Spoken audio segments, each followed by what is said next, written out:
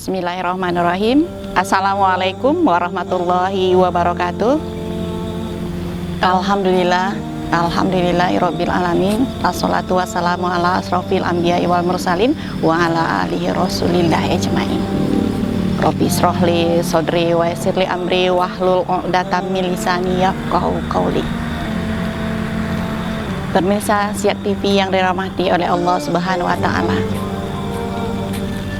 Puji syukur kita kepada Allah Subhanahu wa taala yang banyak memberikan rahmat dan nikmat kepada kita, yang kadang kita tidak sadar akan nikmat yang sedang kita nikmati, sehingga kita kurang bersyukur terhadap nikmat yang Allah berikan. Selawat bering salam kita hadiahkan buat junjungan Nabi besar kita Muhammad SAW dengan ucapan Allahumma sholli ala Sayyidina Muhammad wa ala ali Sayyidina Muhammad. Semoga rasa sayang, rasa rindu kita kepada baginda Rasul bisa tersampaikan sehingga kita bisa bertemu dengan baginda Rasul dan syafaat baginda Rasul nanti di yaumil akhir. Assalamualaikum ya Rasulullah. Pemirsa Siak TV yang dimuliakan oleh Allah Subhanahu wa taala. Di dalam melaksanakan suatu perbuatan, sesuatu kegiatan, kita haruslah mengerti apa yang kita lakukan ini benar atau salahnya, sehingga kita bisa mengetahui langkah selanjutnya dalam melaksanakan kehidupan. Karena tanpa kita sadari, ada hal-hal tertentu yang kita salah dalam melaksanakan perbuatan kita, terutama ibadah. Baginda Rasul bersabda yang berbunyi, utubul ilmu minal mahdi ilal lahdi. Tuntutlah ilmu dari buayan sampai ke liang lahat. Jadi ada suatu kewajiban bagi kaum muslimin dan muslimah untuk menuntut ilmu supaya dalam melaksanakan kehidupan tidaklah salah. Ada beberapa pedoman bagi kita kaum muslim dan muslimah. Pertama, pedoman kita adalah Al-Quran yang diturunkan kepada baginda Rasul. Di situ sempurna seluruh aturan kehidupan bagi kaum muslimin dan muslimah. Kemudian disempurnakan oleh hadis Rasulullah. Dan salah satu ilmu yang harus kita pelajari adalah bagaimana membina rumah tangga yang baik dan benar. Banyak sekali kaum muslimin dan muslimah, terutama para muslimah, para istri, kurang mengerti bagaimana cara atau kapan dia menjadi seorang istri atau kapan dia sudah lepas dari statusnya sebagai istri. Di dalam suatu pernikahan, setelah ijab kabul dilaksanakan, para suami membacakan taklid talak. Ada beberapa hal atau beberapa poin yang ditentukan di dalam pelaksanaan ijab kabul. Ini kalau pemirsa semuanya kita lihat di buku nikah, ada buku nikah untuk suami dan buku nikah untuk istri.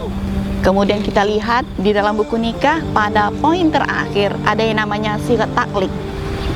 Dalam sigat taklik ini adalah janji suami kepada istri. Di dalam sigat taklik ini janji suami kepada istri ada beberapa hal yang harus dilaksanakan oleh suami. Pertama, meninggalkan istri selama 2 tahun berturut-turut. Tidak memberikan nafkah wajib kepada istri 3 bulan lamanya. Menyakiti badan atau jasmani istri. Membiarkan atau tidak memperduli istri selama 6 bulan atau lebih. Di sini ada 4 poin hal yang harus atau hal yang dijanjikan oleh suami pada saat ijab kabul. Dan poin inilah yang sering terjadi kesalahpahaman dalam masyarakat.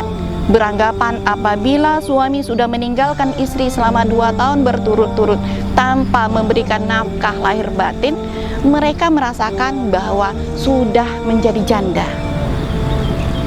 Padahal poin ini masih ada kata kuncinya di belakangnya, yaitu dan karena perbuatan saya tersebut istri tidak ridho dan mengajukan gugatan kepada pengadilan, maka apabila gugatannya diterima oleh pengadilan, istri saya membayar 10.000 sebagai iwat pengganti saya dan jatuhlah talak 1. Pemirsa muslimin dan muslimat dimanapun berada. Jadi dalam taklik talak ini ada 4 poin janji suami kepada istri dan ada kunci di situ.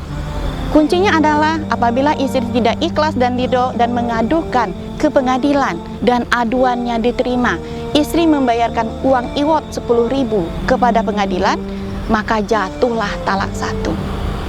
Jadi walaupun suami telah ingkar terhadap janjinya kepada istri, tetapi istri tidak pernah mengadukan ke pengadilan, maka dianggap istri tersebut ikhlas dan ridho terhadap perlakuan suaminya, dan tidaklah jatuh talak suami.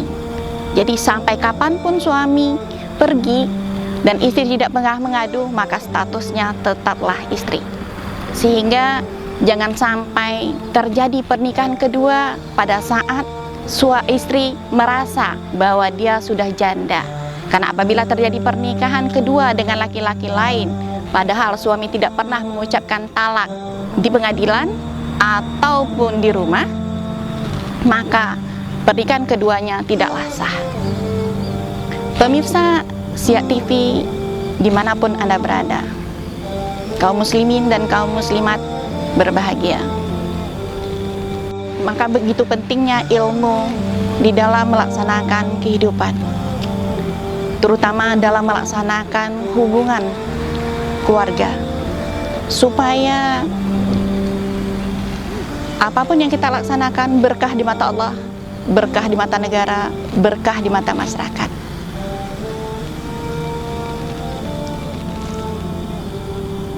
Saya cukup sampai di sini. Mudah-mudahan apa yang disampaikan bermanfaat dalam kehidupan kita. Wabillahi taufik wal hidayah. Assalamualaikum warahmatullahi wabarakatuh.